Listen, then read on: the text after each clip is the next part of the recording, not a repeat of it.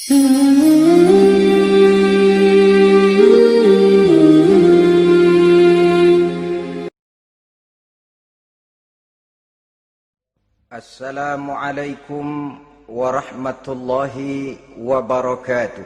Waalaikumsalam warahmatullahi wabarakatuh. Bismillahirrahmanirrahim. Alhamdulillahi rabbil alamin. Wassalatu wassalamu ala asyrafil mursalin wa ala alihi wa ashabihil mujahidin at-tahirin, amma ba'du.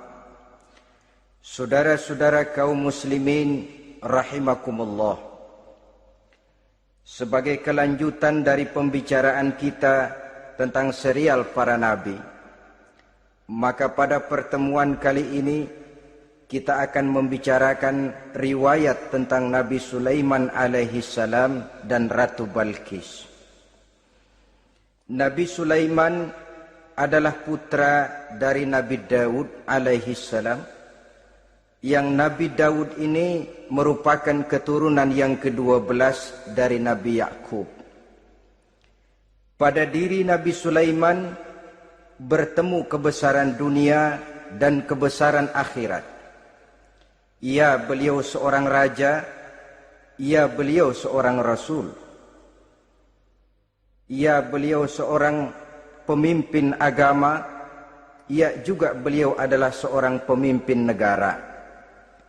Alangkah idealnya memang jikalau ulama menjadi umara, atau jikalau umara adalah seorang ulama. Dengan posisinya sebagai ulama, maka nilai kepemimpinannya terpelihara dari segala macam bentuk penyelewengan. Dan dengan kedudukannya sebagai umara, dia akan lebih efektif memberikan komando kepada rakyatnya untuk hidup melaksanakan perintah-perintah Allah. Tetapi oleh karena orang yang sekaligus jadi ulama dan umara termasuk jenis makhluk langka, maka agama hanya akan memberikan pesan agar yang bernama ulama dan umara saling bekerja sama untuk kemaslahatan dan kemanfaatan rakyat. Ulama adalah ulama, umara adalah umara. Jikalau keduanya bisa berjalan dan berdampingan dengan baik, rakyat akan jadi nikmat. Tapi kalau keduanya centang perenang, tentu rakyat akan jadi kiamat adanya. Ma'asyiral muslimin rahimakumullah. Mengapa figur Nabi Sulaiman adalah figur yang bertumpu kebesaran dunia dan akhirat? Kita lihat dari sejarah bahwa Allah memberikan mukjizat kepada para rasulnya biasanya sesuai dengan kecenderungan umat yang dihadapi pada waktu itu. Umat yang dihadapi Nabi Musa alaihi salam adalah umat yang senang kepada kegagahan, suka kepada bentuk badan yang kuat. Oleh karenanya mukjizat yang diberikan Allah kepada Nabi Musa berupa kekuatan, baik tongkat maupun tenaganya. Sebaliknya, umat di zaman Nabi Isa alaihi salam cenderung berbangga dengan kemahirannya di bidang ilmu kedokteran dan ketabiban.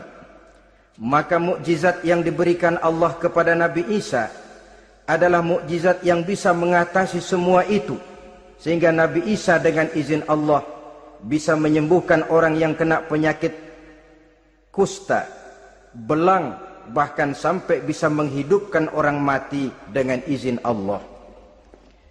Di zaman Nabi Muhammad sallallahu alaihi wasallam, kecenderungan umat kepada kemampuan bersyair, sehingga ketika itu yang dihargai adalah ujung tombak dan ujung pena. Ujung tombak dalam arti pahlawan perang, dan ujung pena dalam arti seniman dan penyair. Maka di antara mukjizat terbesar yang diberikan kepada Nabi adalah Al-Quranul Karim, yang keindahan gaya bahasanya tidak seorang penyair pun sanggup menandinginya.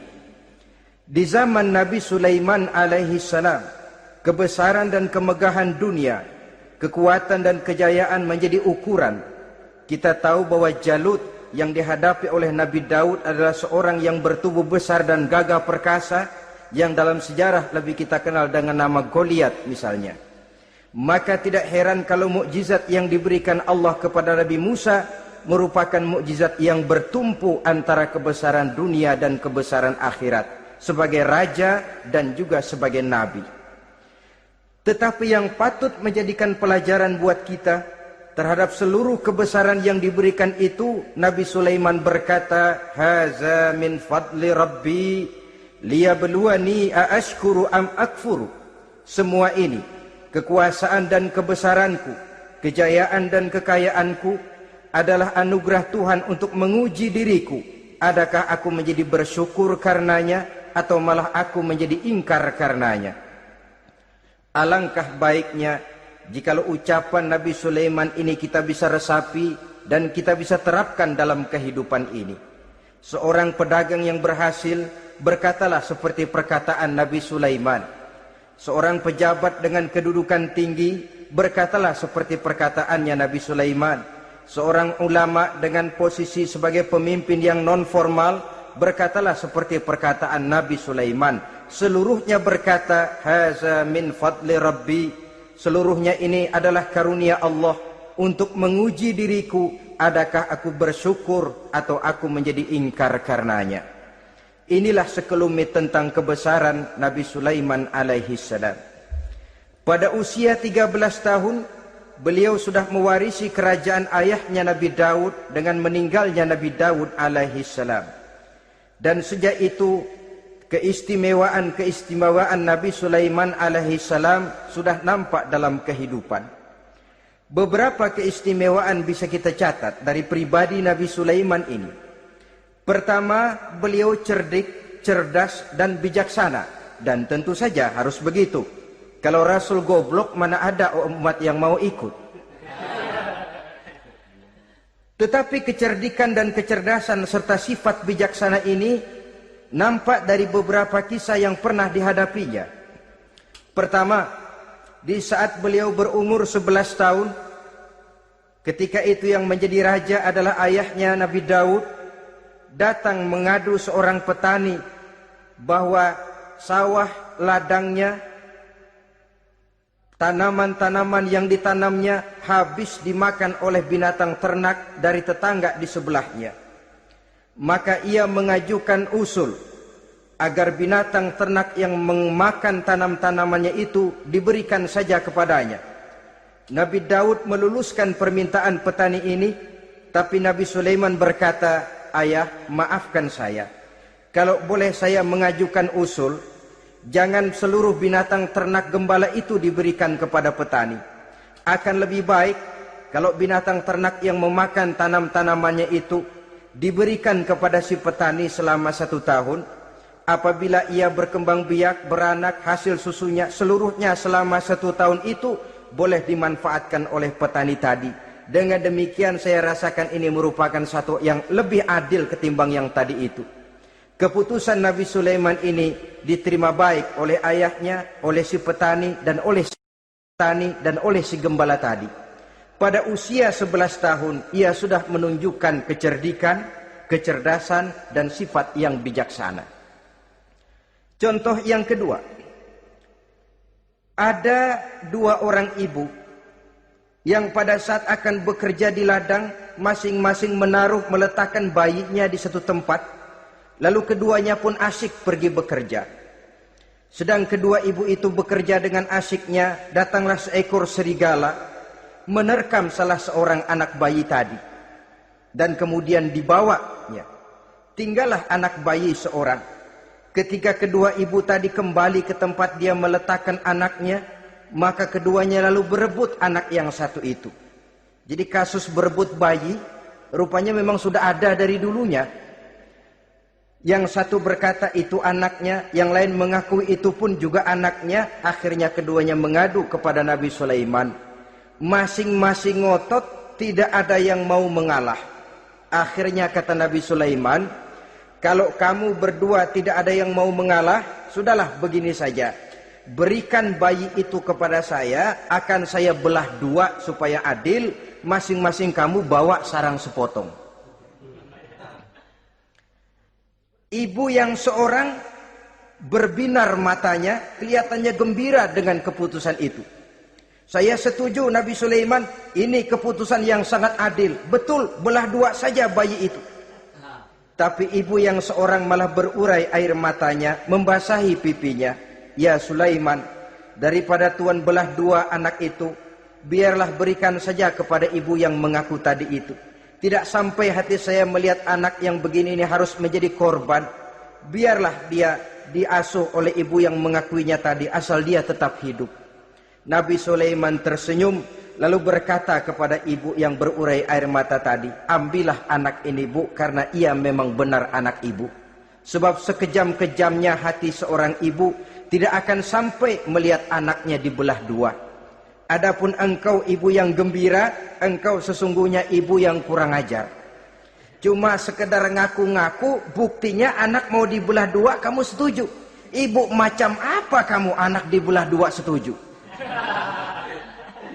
Akhirnya ibu yang satu itu menerima hukuman yang setimpal karena mengakui sesuatu yang bukan haknya.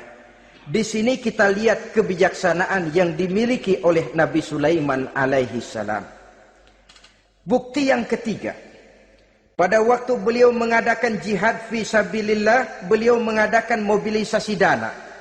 Tidak cuma manusia, binatang seluruhnya ikut memberikan sumbangan. Ketika datang gajah, gajah nyumbang kerbau. Datang kerbau, kerbau nyumbang kambing. Datang kambing, kambing nyumbang ayam. Datang ayam nyumbang burung. Datang burung nyumbang balang. Datang balang nyumbang semut. Gajah yang nyumbang kerbau ngelihat balang nyumbang semut ketawa. Hei semut, balang, Nabi Sulaiman kamu berikan semut untuk apa kayak gitu kecilnya? Liatin dong saya nyumbang kebo, kata gajah. Nabi Sulaiman tersenyum seraya bersabda, al-hadiyatu biqadril muhdi. Pemberian itu memang sesuai dengan kemampuan orang yang memberi. Kalau gajah nyumbang kerbau itu wajar saja. Gajah besar sumbangannya pun besar. Sebaliknya kalau balang nyumbang semut itu juga memang pantas. Balang kecil sumbangannya pun kecil. Yang tidak wajar kalau ada balang mau nyumbang kerbau, ada gajah nyumbang semut. Di sini kelihatan watak yang bijaksana dari Nabi Sulaiman alaihi salam. Ini merupakan ciri keistimewaannya. Setiap rasul dibekali dengan sifat ini yang namanya sifat fatonah. Cerdik, cerdas, dan bijaksana. Yang ini memang merupakan mukjizat. Kecerdasan seorang rasul tidak merupakan hasil sekolahan, tapi merupakan bimbingan wahyu semata-mata, dan ini yang tidak bisa ditandingi oleh manusia. Jadi jangan lalu ngambil dalih Rasul aja nggak sekolah pinter lalu ikut nggak sekolah, ya goblok terus. Itu khususiat kok. Sifat yang namanya fatona itu merupakan bimbingan daripada wahyu. Adapun manusia, jikalau dia mau cerdik, jikalau dia mau cerdas, jikalau dia mau bijaksana, dia harus belajar. Ya lewat bangku sekolah, ya lewat teman bergaul, ya lewat bertanya kepada orang-orang pandai, atau autodidak. Dengan hidup banyak membaca dari kehidupan ini. Dengan demikian nilai kecerdikan, kecerdasan dan kebijaksanaannya akan bisa meningkat adanya. Ini keistimewaan pertama. Keistimewaan yang kedua, Nabi Sulaiman diberikan kekuasaan oleh Allah sehingga bisa menguasai angin, jin, bahkan juga mengerti segala macam bahasa binatang. Menguasai angin, beliau bisa menundukkan angin ribut dan memerintahkannya angin itu. Dalam surah Al-Anbiya ayat 81 kita temukan, wali Sulaiman ar-riha asifatan tajri bi amrihi ilal ardil lati barakna fiha. Dan bagi Sulaiman, ia mampu menundukkan angin ribut yang bertiup menurut perintahnya ke permukaan bumi yang kami berkahi di dalamnya. Menguasai angin, barangkali istilah sekarangnya, memahami betul meteorologi. Itu sebabnya mukjizat hanya diberikan kepada Rasul. Orang yang jiwanya sudah stabil. Coba kalau potongan kita diberikan keistimewaan bisa ngatur angin, Saban Sari main angin. Nggak boleh ada orang kita keselin. Kesel sama orang, undang angin, hantam saja. Maka mukjizat semacam ini hanya diberikan kepada orang yang jiwanya sudah stabil. Ada satu cerita, namanya juga cerita, tapi kebenarannya mendekati. Seorang wali di tanah Jawa, sholat Jumat di Masjidil Haram di Mekah itu. Namanya wali kalau di Jawa kan pakai belangkon. Dia sembahyang di Masjidil Haram. Ini ada orang Arab usil, tumben ngelihat belangkon. Ini apa di tengah masjid? Dia tepak belangkon itu, miring di atas kepala. Begitu belangkonnya miring, tanah kayaknya ikut miring. Sehingga penduduk heran, ini apa tanah jadi miring begini? Lalu ada seorang wali juga yang alim dan mengerti, lihat-lihat di tengah Masjidil Haram ada belangkon miring di atas kepala. Jangan-jangan ini sebabnya ini. Dia samperin, dia dandanin lagi tuh belangkon rata, tanah kelihatannya kayak rata lagi. Keistimewaan seperti ini pun hanya diberikan kepada orang yang jiwanya memang sudah stabil. Coba kayak kita diberikan keistimewaan kayak begitu, main belangkon melulu. Saudara-saudara kaum muslimin rahimakumullah, juga bisa menguasai jin, memerintahkan jin, dan juga mengerti segala macam bahasa binatang. Kita bisa lihat dalam surah As-Saba ayat 12 misalnya. Demikian juga tentang mengerti bahasa binatang. Pada satu hari Nabi Sulaiman dan bala tentaranya lewat di satu lembah. Lembah itu kebetulan lembah semut. Ketika mereka lewat di lembah itu, Raja Semut lihat dari kejauhan, dia pidato kepada rakyatnya para semut itu. Apa katanya? Ya ayyuhan namlu dukhulu masakinakum. La yahtimannakum Sulaiman wa junuduh wahum la yash'urun. Jadi ini Raja Semut melihat Nabi Sulaiman datang bersama seluruh bala tentaranya, dia pidato kepada rakyatnya. Saudara-saudaraku rakyat semut, di mana saja suara saya bisa didengar. Perhatikan, lembah itu kebetulan lembah semut. Ketika mereka lewat di lembah itu, Raja Semut lihat dari kejauhan, dia pidato kepada rakyatnya para semut itu. Apa katanya? Ya ayyuhan namlu dukhulu masakinakum. La yahtimannakum Sulaiman wa junuduh wahum la yash'urun. Jadi ini Raja Semut melihat Nabi Sulaiman datang bersama seluruh bala tentaranya, dia pidato kepada rakyatnya. Saudara-saudaraku rakyat semut, di mana saja suara saya bisa didengar. Perhatian, perhatian. Ini Nabi Sulaiman mau lewat dengan seluruh bala tentaranya. Kamu semua supaya masuk ke dalam lubang kamu masing-masing. Sebab kalau kamu nggak masuk ke lubangmu masing-masing, akan diinjak oleh Sulaiman dan bala tentaranya, sedangkan mereka tidak tahu kalau kamu kena injak. Masuklah semut itu seluruhnya ke dalam lubangnya masing-masing. Nabi Sulaiman senyum. Fatabassama dhahikam min qawliha. Mendengar ucapan Raja Semut ini, Nabi Sulaiman tersenyum. Lalu berkata, apa katanya? Rabbi auzi'ni an ashkura ni'mataka allati an'amta alayya wa ala walidayya wa an a'mala salihan tardahu wa adkhilni birahmatika fi ibadika salihin. Satu pengakuan yang tulus, yang jauh dari watak kesombongan. Mendengar Raja Semut berkata semacam itu, beliau senyum. Lalu berkata, wahai Allah, tetapkan kiranya hati saya ini untuk selalu bersyukur terhadap nikmat yang Engkau karuniakan kepada saya. Karena nikmatku, nikmat yang Engkau berikan kepadaku, saya mengerti bahasa binatang.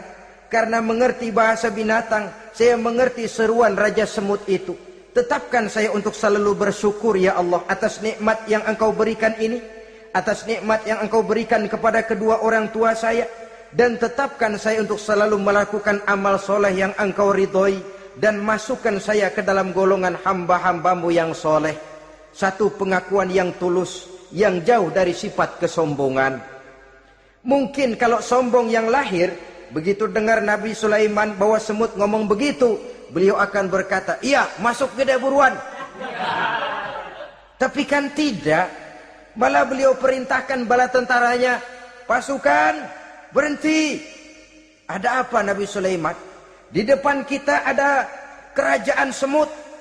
Mereka lagi kocar-kacir masuk ke sarangnya masing-masing. Tunggu sampai mereka masuk dan kita bisa lewat dengan aman tanpa harus menginjak-injak mereka. Bala tentaranya di stop dan berhenti. Ternyata kebesarannya tidak menyebabkan ia lalu memandang remeh sampai kepada makhluk yang bernama semut sekalipun. Masih tetap dihargainya sebagai makhluk dari Allah Subhanahu wa ta'ala. Sesuatu yang perlu menjadi contoh kita semua. Sebab orang bilang kadang kacang sering lupa akan kulitnya. Kadang posisi kita yang tinggi menyebabkan kita lupa dari mana kita berasal. Kadang harta yang kita miliki menyebabkan kita lengah dari mana kita datang.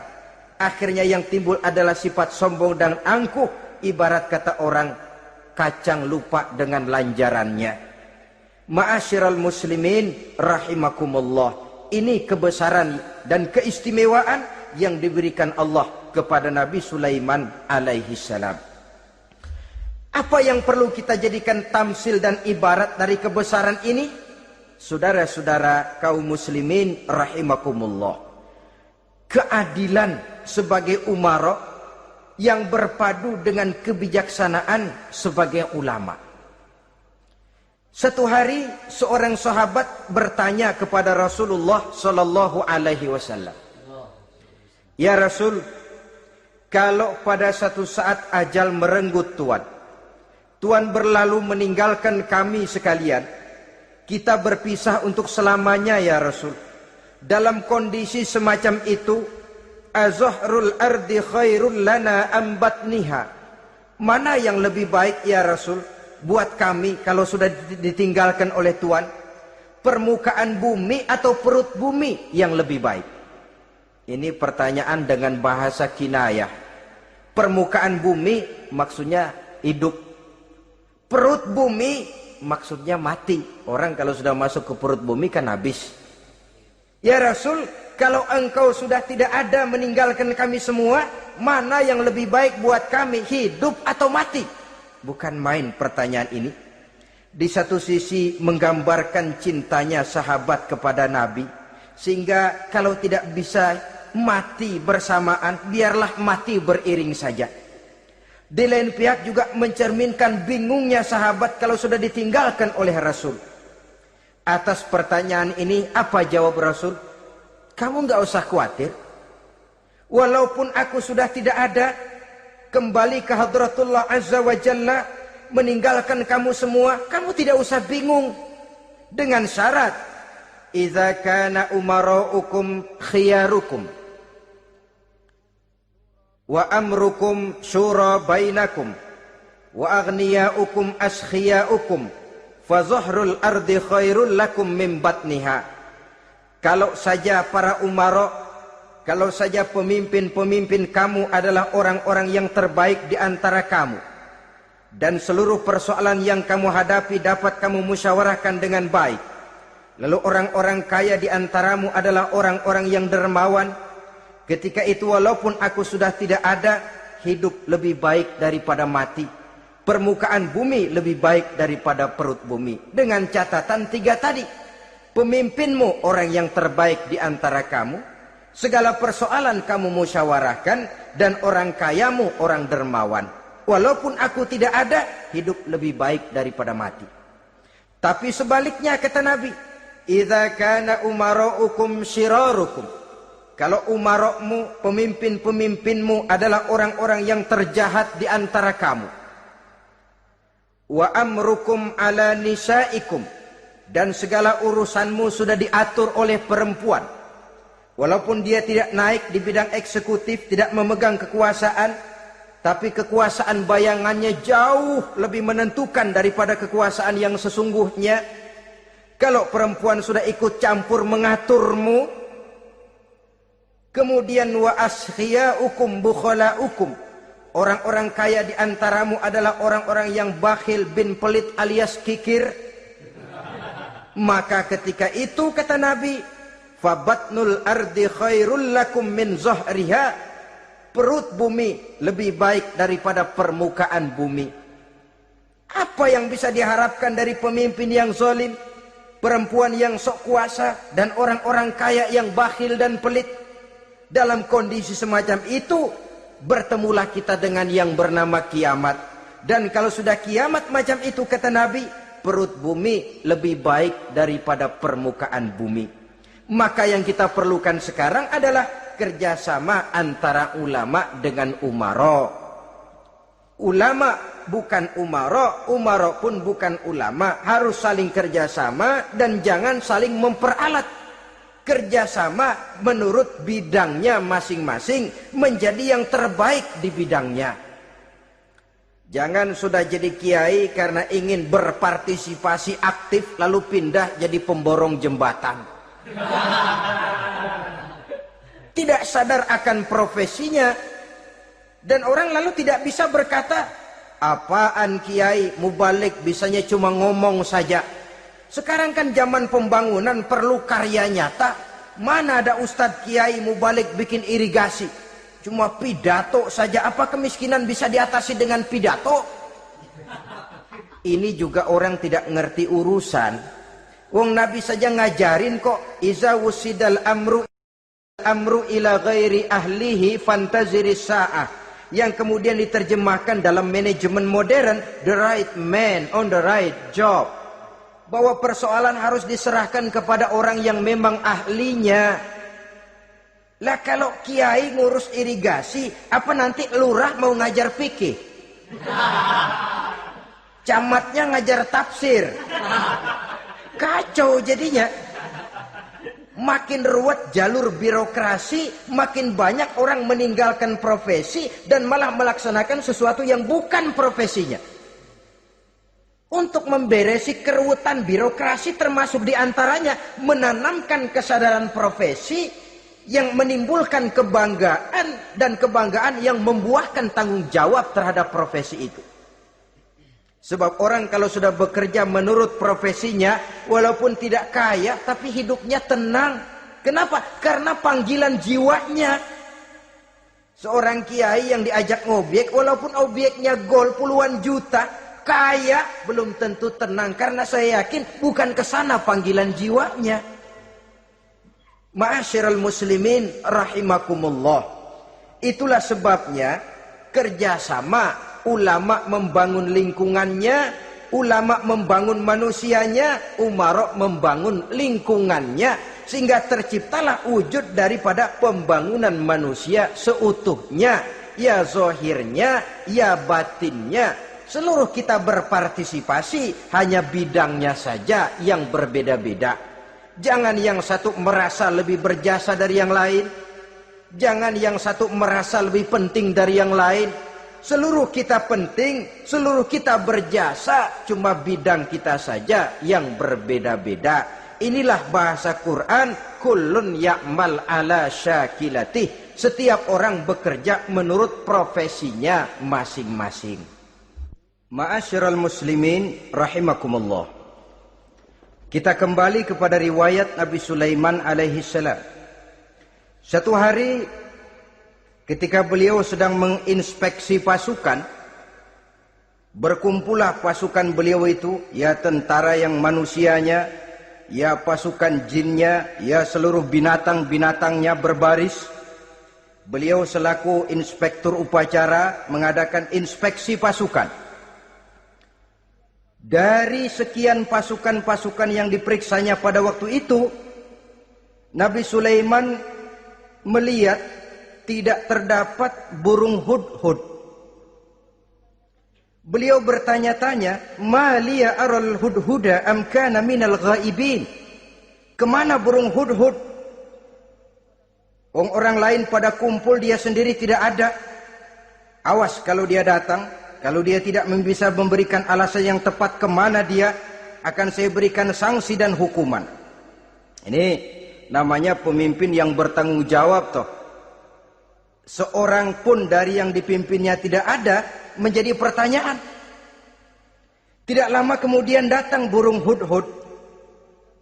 Begitu datang lalu memberikan laporan kepada Nabi Sulaiman. Kalau istilah sekarang, begitu dia sampai berdiri hormat, lapor, kata Hudhud ini.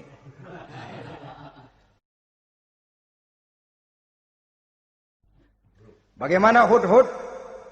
Maaf Tuan Raja, saya terlambat. Iya, kenapa terlambat? Patroli Tuan Raja. Kemana saja kamu patroli? Keliling. Lalu apa hasilnya? Inni wajadtu imra'atan tamlikuhum wa utiyat min kulli syai'in wa laha arsyun azim. Saya baru patroli ke satu negara yang bernama Sabah, Tuan Raja. Sabah, saudara tahu Sabah? Di mana itu?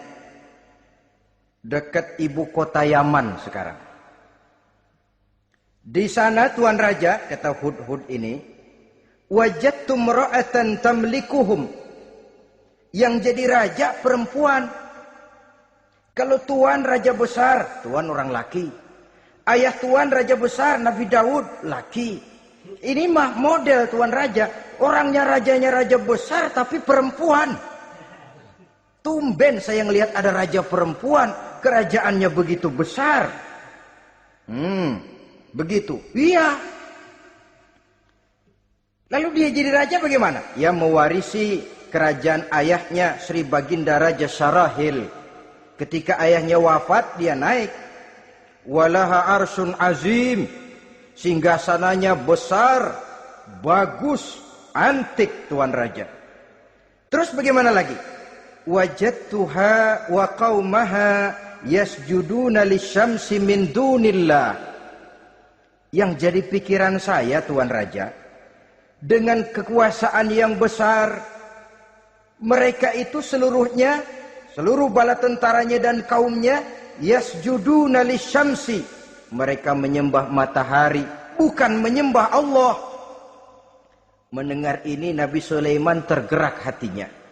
Waktu mendengar rajanya perempuan, kekuasaannya besar, belum tergerak. Tapi ketika sampai kepada yasjuduna lisyamsi, mereka sujud kepada matahari, di situ pribadi seorang rasulnya tergerak. Siapa nama ratu itu? Namanya Ratu Balkis Tuan Raja. Begini Hudhud, laporan kamu saya terima. Alasan kamu datang terlambat bisa dipertanggungjawabkan. Kamu tidak kena hukuman. Cuma begini saja Hudhud, karena kamu yang laporan, kamu yang tahu lokasi negaranya, kamu yang harus melaksanakan tugas ini. Apa Tuan Raja? Idhab bi kitabi hadza fa'alqih ilaihim. Kamu berangkat lagi ke negeri Sabah, bawa surat saya, berikan kepada mereka. Thumma tawalla anhum, kemudian kamu berpaling dari mereka, tapi jangan pulang. Fanzur madza yarji'un, lihat apa reaksi mereka setelah menerima surat ini. Baik Tuan Raja, baik. Nabi Sulaiman menulis sepucuk surat kepada Ratu Balkis. Dan surat itu dibawa oleh burung Hudhud tadi. Terbanglah si burung Hudhud ini ke negeri Sabah, masuk ke istana Ratu Balkis, dan surat itu jatuh di kamar Ratu Balkis. Diambil surat tadi, kemudian dibaca. Apa isi suratnya? Innahu min Sulaiman, wa innahu bismillahirrahmanirrahim. Alla ta'lu alayya wa'tuni muslimin.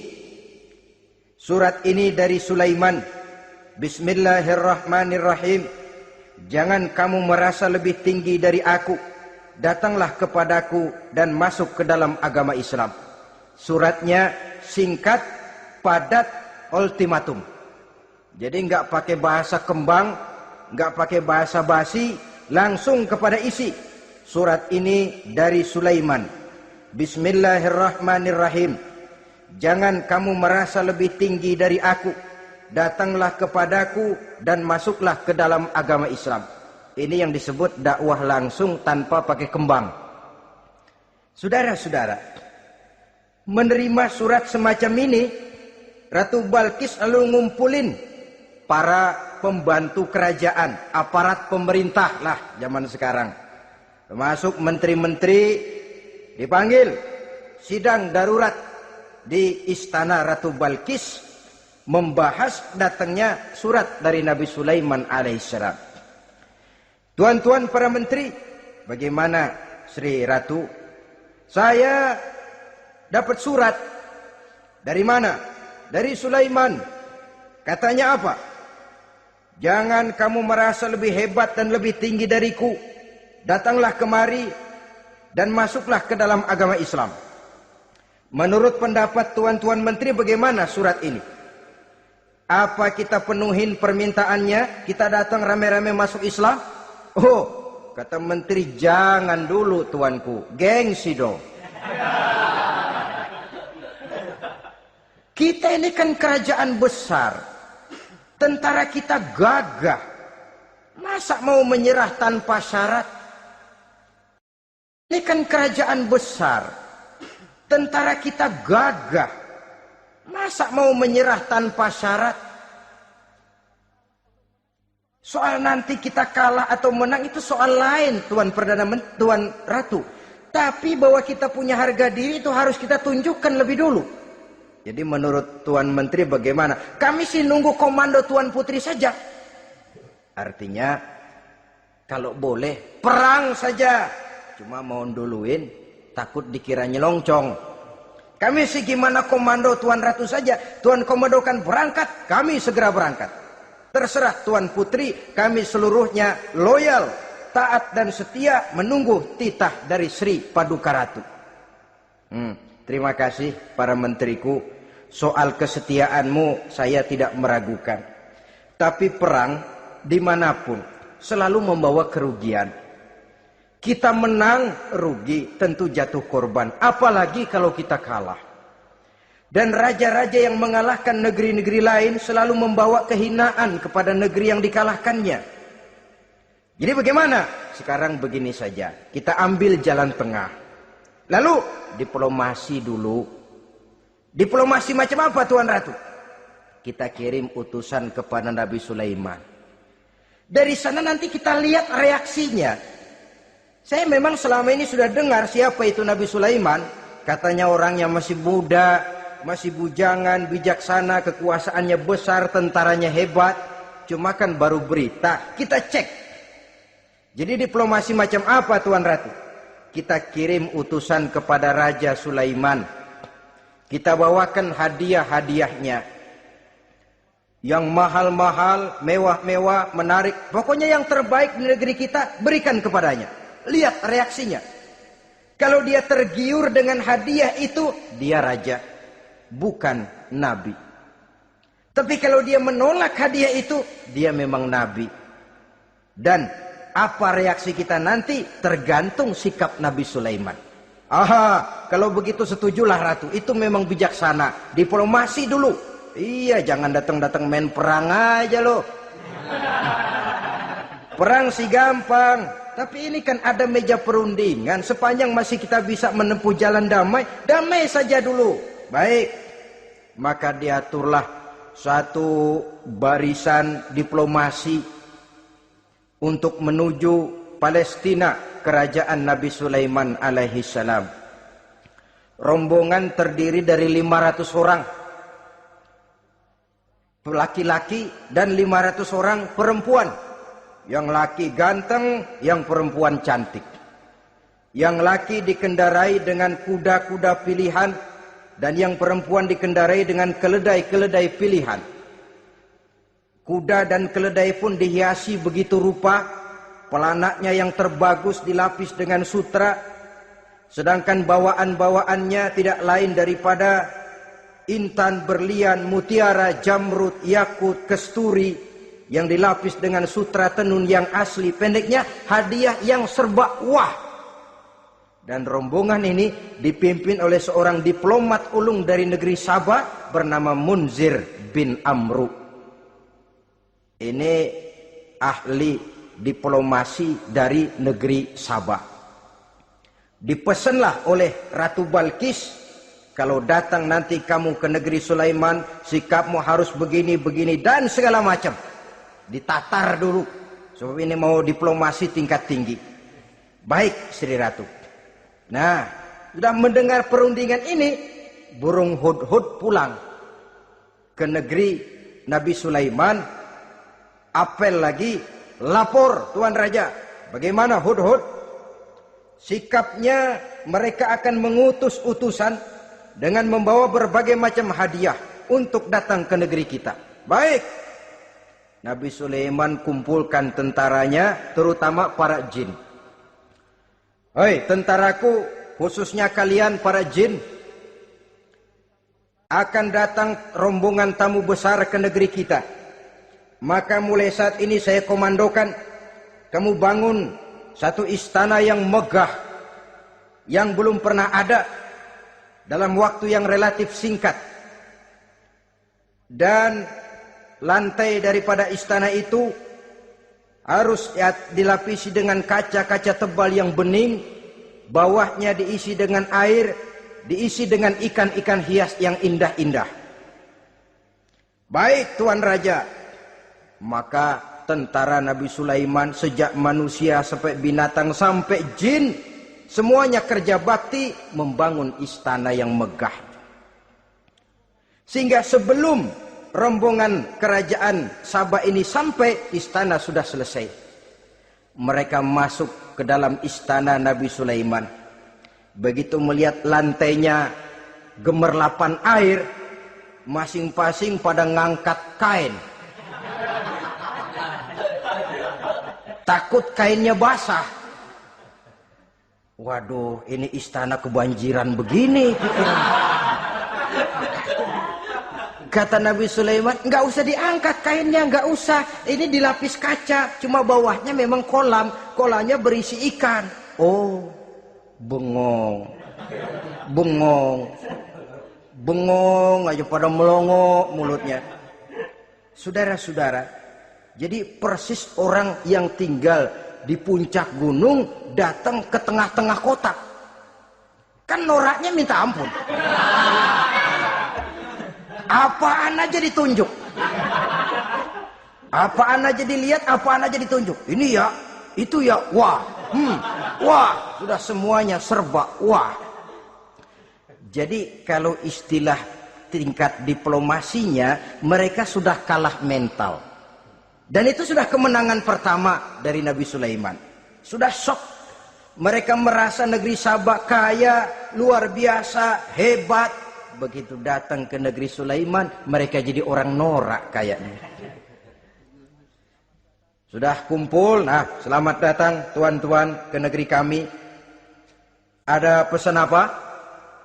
Majulah Munzir bin Amru. Tuan Sulaiman, bagaimana? Kami diutus oleh Sri Baginda Ratu Balkis untuk menyampaikan hadiah-hadiah yang kami bawa ini. Intan, berlian, yakut, jamrud, kesturi, dan barang-barang mahal lainnya. Mudah-mudahan Tuan bisa menerima dengan senang hati. Nabi Sulaiman tersenyum. Lalu beliau berkata, Atumiddunani bimalin, fama atani Allahu khairun mimma atakum. Kamu mau memberikan saya seluruh hadiah-hadiah permata intan ini, padahal apa yang telah diberikan Allah kepada saya jauh lebih baik dari apa yang telah diberikannya kepadamu. Kamu merasa bahwa saya kekurangan semua ini? Ketahuilah tuan-tuan, saya punya lebih banyak dari apa yang tuan-tuan berikan sekarang ini. Irja' ilaihim, bawa pulang kembali seluruh hadiah ini. Sampaikan salam saya kepada ratumu, Ratu Balkis. Falana'tiyannahum bijunudin la qibala lahum biha. Kalau mereka tetap tidak mau datang menyatakan keislaman, kami yang akan datang ke sana dengan seluruh bala tentara kami yang mereka pasti tidak akan sanggup menghadapinya. Saudara bisa baca dalam surah An-Naml ayat 36. Saudara hadirin ma'asyiral muslimin rahimakumullah. Kalau orang sudah silau dengan yang namanya upeti, hadiah, harta, secara mental dia sudah jatuh. Andai kata ketika itu Nabi Sulaiman menerima seluruh hadiah tadi, maka misi kerasulannya tidak akan jalan. Wibawanya hancur, dan dia tidak akan sanggup lagi mendakwahkan Ratu Balkis untuk masuk ke dalam agama Islam. Dia akan jadi cemoohan di negeri Sabah. Sulaiman ngomong aja dikasih hadiah telap. Nah, ternyata ada yang lebih mahal dari harta, ada yang lebih mahal dari intan dan mutiara, ada yang lebih mahal dari pangkat dan kedudukan. Apa dia? Harga diri. Dan itu yang langka sekarang ini. Lebih baik jalan kaki tapi kita bebas mendongakkan kepala kemanapun kita mau, daripada naik mobil empuk tapi mata nunduk saja nggak berani lihat ke atas. Kehilangan harga diri. Ulama yang kehilangan harga diri akan menyelewengkan ayat. Pejabat yang kehilangan harga diri akan melakukan segala macam penyelewengan dan lain sebagainya. Harga diri sesuatu yang mahal. Terutama di kota-kota besar, kota-kota yang menyandang gelar metropolitan, biasanya harga diri ini sudah tidak dihiraukan orang lagi. Cuma untuk uang yang relatif kecil, cuma untuk kedudukan yang temporer, orang tidak segan-segan mengorbankan sesuatu yang paling mahal yang bernama harga diri. Akhirnya suap merajalela, sogok menjadi-jadi, semir pun menjamur. Bahkan malah kadang-kadang jadi target. Sehingga ada pernah berita jabatan wakil gubernur katanya dikomersilkan. Siapa yang bisa memberikan sekian puluh juta dia akan naik. Ini kalau sudah begini, ya salam. Orang itu kalau memperoleh satu jabatan karena mengeluarkan banyak uang, percayalah saudara, begitu dia naik ke jabatan itu, langkah pertama yang dia lakukan, bagaimana supaya uangnya bisa kembali. Bukan bagaimana bekerja sebaik-baiknya, bukan bagaimana mensejahterakan rakyat sebaik-baiknya. Karena dia merasa naik jabatan banyak mengeluarkan uang, setelah dia naik, gimana supaya pulang modal dulu. Lebihnya kalau ada, baru bekerja buat rakyat, itu pun kalau nggak keburu pensiun. Kadang-kadang malah lebih celaka lagi, kalau sudah mau pensiun baru bikin pemutihan. Wah, saya baru rajin iktikaf di masjid, pergi haji. Kenapa? Udah pensiun. Tapi waktu masih aktif, tanda tangan masih laku, nota masih dihargai, kata belece masih berwibawa, lupa berbuat untuk hari depan dirinya sendiri, yaitu akhiratnya. Konon lagi untuk umat dan agamanya. Jadi untuk mengabdi, berbuat baik kepada umat, berkhidmat kepada agama, iktikaf di masjid, tuan-tuan, tak usahlah nunggu sampai pensiun. Manfaatkan posisi yang tuan-tuan punya sekarang ini untuk beribadah dengan sebaik-baiknya. Itu pun masih bersyukur, masih bisa mengadakan pemutihan daripada tidak sama sekali. Cuma alangkah akan lebih efektifnya lagi kalau itu diawali pada saat kita masih mempunyai posisi kunci. Ini reaksi Sulaiman, saudara-saudara. Diberikan hadiah yang mahal, atau midunani bimalin. Kamu mau nyogok saya dengan hadiah ini? Yang diberikan Allah lebih hebat dari yang kau bawa sekarang ini. Apa yang saya cari? Oleh Allah saya telah diberikan sesuatu yang lebih besar dari yang kau bawa. Sudah, bawa pulang saja. Sampaikan salam kepada ratumu. Kalau dia tetap ngotot tidak mau kemari, saya yang akan datang ke sana dengan seluruh bala tentara yang saya yakin sampean akan kewalahan ngadepinnya. Pulang, sampaikan salam saya, bawa seluruh hartamu. Diplomasi tahap pertama menang total. Utusan Raja Sabah sudah kalah mental, kalah juga fisik. Pulanglah mereka dengan membawa kembali seluruh hadiah yang mereka ingin sampaikan tadi. Bisa dibayangkan mentalnya itu, ya. Sama juga kita sudah punya niat ingin menyogok seseorang, tahu-tahu yang mau disogok nggak nerima, pulang kayaknya muka kan belipet. Sulit ketemu orang. Jadi perasaan kita orang pada ngetawain aja. Padahal orang mah nggak tahu persoalannya. Tapi sikap mental sendiri itu. Jadi memang saudara-saudara ini berkaitan. Walaupun yang mau nyogok banyak, kalau yang disogok nggak mau, nggak jadi. Walaupun ada yang minta disogok, kalau yang mau nyogok nggak ada, juga nggak nyetel. Lah ini nyetel, yang mau nyogok banyak, yang disogok pun ada. Jadilah perbuatan itu. Ma'asyiral muslimin rahimakumullah. Sampai mereka di kerajaan Sabah, mereka ceritakan itu, Ratu Balkis bengong. Ternyata yang saya dengar selama ini memang benar rupanya. Sulaiman bukan cuma raja, tapi juga rasul. Bukan cuma pemimpin negara, tapi juga pemimpin agama. Lalu bagaimana, Sri Ratu? Biarlah saya pikir-pikir dulu. Pikir. Bagaimana ya? Sudahlah, begini saja. Kita sekarang berangkat ke negeri Nabi Sulaiman. Saya yang akan langsung memimpin rombongan.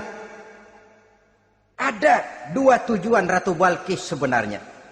Tujuan pertama ingin melihat dengan mata kepala sendiri kebesaran Sulaiman yang selama ini dia cuma dengar beritanya saja. Yang kedua, ada udang di balik batu. Kalau setelah Nabi Sulaiman nanti melihat kecantikan Ratu Balkis ini, dia bisa fly. Nah, istilah anak sekarang, dia bisa fly. Nah, siapa tahu kan karena kecantikannya Nabi Sulaiman lalu jatuh hati. Dan Dewi Amor pun bicara, nanti bila mata bertemu mata, bibir ikut senyum, hati berdetak. Maka terjadilah magnet-magnet saling bersentuhan, percintaan tingkat tinggi. Kan lumayan dapat suami, dapat pacar seorang raja besar. Jadi dengan harapan ini berangkatlah langsung memimpin rombongan. Ada dua tujuan Ratu Balkis sebenarnya. Tujuan pertama ingin melihat dengan mata kepala sendiri kebesaran Sulaiman yang selama ini dia cuma dengar beritanya saja. Yang kedua, ada udang di balik batu. Kalau setelah Nabi Sulaiman nanti melihat kecantikan Ratu Balkis ini, dia bisa fly. Nah, istilah anak sekarang, dia bisa fly. Siapa tahu kan karena kecantikannya Nabi Sulaiman lalu jatuh hati. Dan Dewi Amor pun bicara, nanti bila mata bertemu mata, bibir ikut senyum, hati berdetak. Maka terjadilah magnet-magnet saling bersentuhan, percintaan tingkat tinggi. Kan lumayan dapat suami, dapat pacar seorang raja besar. Jadi dengan harapan ini berangkatlah Ratu Balkis ke negeri Nabi Sulaiman. Hud lapor lagi. Lapor. Gimana Hud? Ini Ratu Balkis yang mimpin sekarang. Baik, kita siap-siap. Begini saja kata Nabi Sulaiman. Siapa yang bisa bawa singgasana Ratu Balkis ke sini? Jin Ifrit tampil. Saya. Berapa lama kamu perlukan untuk membawa singgasana Ratu Balkis kemari? Sebelum Tuan bangun dari tempat duduk, itu singgasana sudah bisa sampai kemari, Tuan Raja. Bagus. Ada yang bisa lebih cepat? Saya, kata seorang ulama. Berapa lama? Sebelum Tuan kedip. Asal Tuan kedip, Tuan melek lagi, singgasana sudah sampai di sini. Baik, kerjakan. Dalam waktu sekejap itu singgasana Ratu Balkis sudah sampai di istana Nabi Sulaiman. Pasang di sini, biar dia dudukin nanti. Robah sedikit biar dia nggak kenalin. Dirombak sedemikian rupa. Masuk Ratu Balkis ke istana Nabi Sulaiman. Terjadilah kemudian di perundingan semacam tingkat tinggi antara raja dengan raja. Bagaimana Tuan Ratu Balkis? Iya, Tuan Sulaiman. Iya, bagaimana? Saya kagum dengan kebesaran Tuan. Bukan kebesaran saya. Seluruhnya ini adalah karunia Allah kepada saya. Saya dengar Tuan menyembah matahari.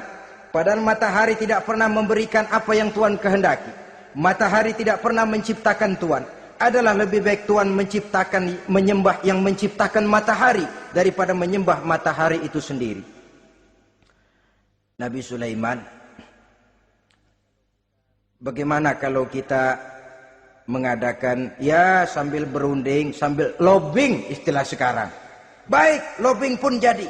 Berjalanlah meninjau seluruh pelosok istana Nabi Sulaiman alaihi salam.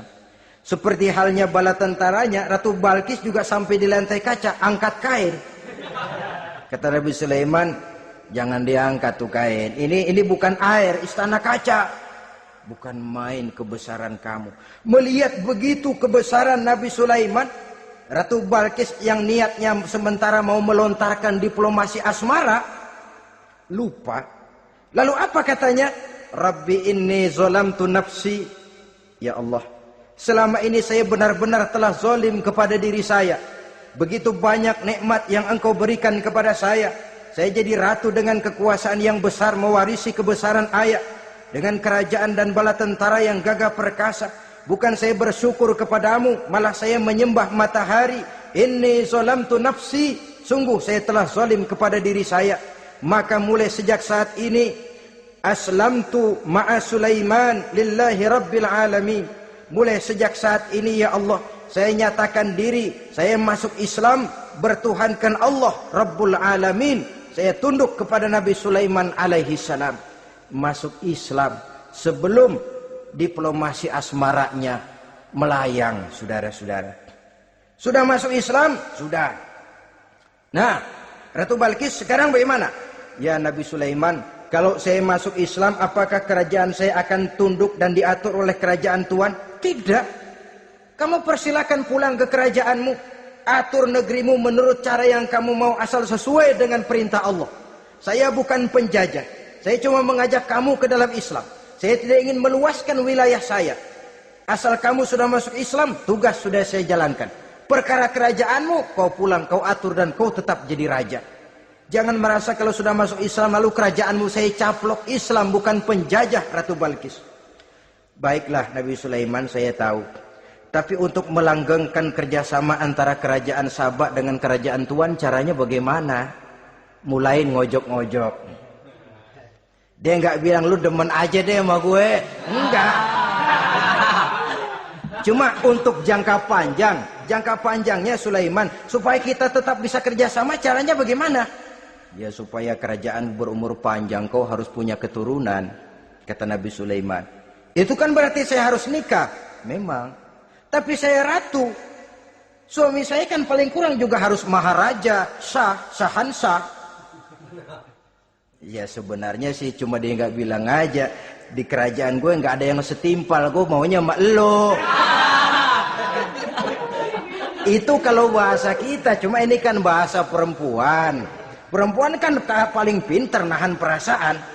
Nggak kayak orang laki. Orang laki kalau lagi mabok cinta teler. Sama siapa aja dia cerita. Gue kan lagi demen sama si Ano.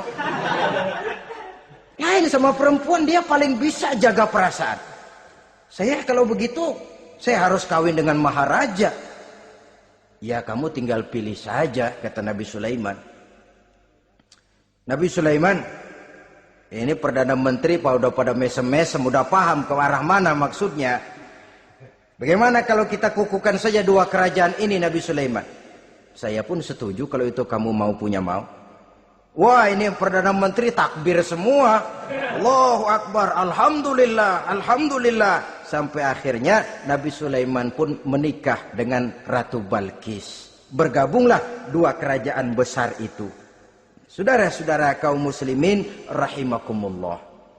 Kemudian setelah bertahun Nabi Sulaiman wafat. Tidak seorang pun tahu karena beliau wafat sedang pegangan tongkat. Ketika tongkat dimakanin rayap, rapuh, baru beliau jatuh. Orang tahu kalau Nabi Sulaiman sudah wafat. Menurut riwayat beliau wafat itu sedang sholat. Karena sholat Nabi Sulaiman cuma diri saja. Tidak pakai ruku dan sujud.